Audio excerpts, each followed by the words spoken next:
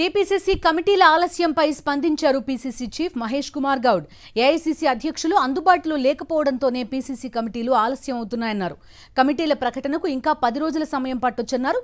కమిటీల్లో చోటు కోసం తీవ్ర పోటీ ఉందన్నారు.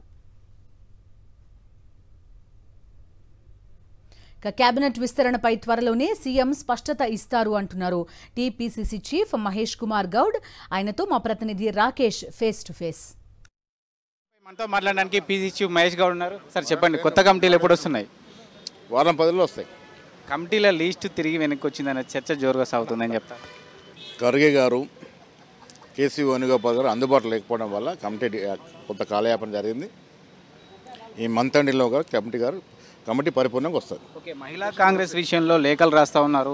సునీతారావు పైన కొంతమంది విమర్శలు చేస్తున్నారు. మీ క్యాబిన్ ముందు వాళ్ళు ధర్నా చేసిన పరిస్థితి ఏం చెప్తారు? ప్రజాస్వామ్యం ఎక్కువ కాంగ్రెస్ పార్టీలో బాధ ఉన్నాళ్ళు ధర్నాలు చేసుకుంటుంటారు. అంతిమంగా ఎవరికి ఏం న్యాయం జరిగింది, ఎక్కడ లోపం జరిగింది అనేది అన్నీ కూడా హైకమాండ్ పరిశీలిస్తాం. క్యాబినెట్ విస్తరణ ఎప్పుడు ఉండబోతుంది? నిజాం పర్యటిస్తున్నారు చెప్పారు. హైకమాండ్ కలిసి నిర్ణయిస్తారు.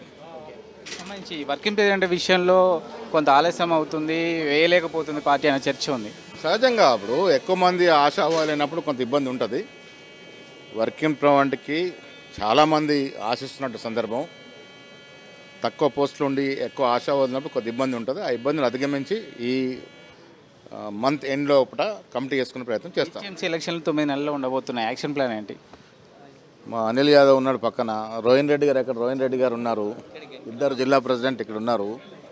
అందరినీ కలుపుకొని వివరణ చేసి జిహెచ్ఎంసీ ఎన్నికల్లో గెలిచే ప్రయత్నం చేస్తాం.